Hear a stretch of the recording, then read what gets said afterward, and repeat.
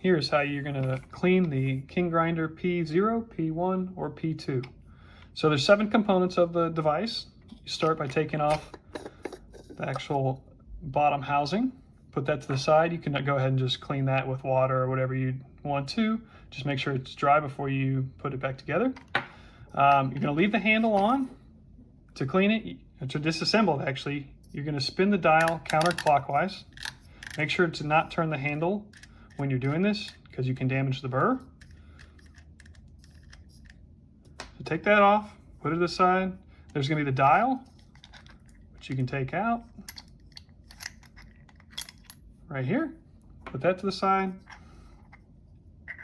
And the actual burr comes out. Obviously, it's been used, a little dirty.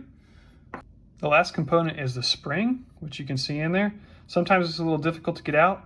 The trick to do this is you push it down so that you can see the top part comes up a little bit. Then you can push it back towards you and it kind of releases it, so then you can pull it out with your finger. So that's the easy tip on how to do that.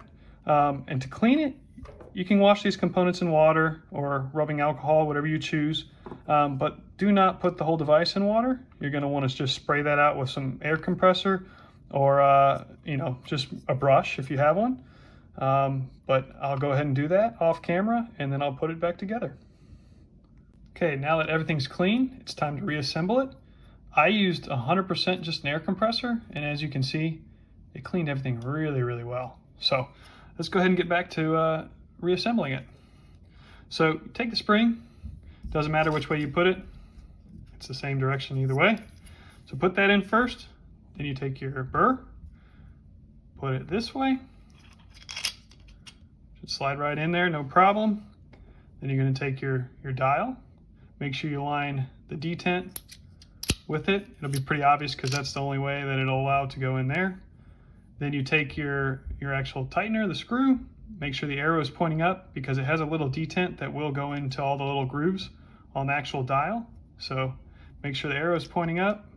Don't cross thread it. It's pretty easy, but screw that on a little bit, get it to where it actually clicks a couple times. Obviously you can put the bottom back on. You put the top back on. And there you go. That's how you clean the Kingrinder.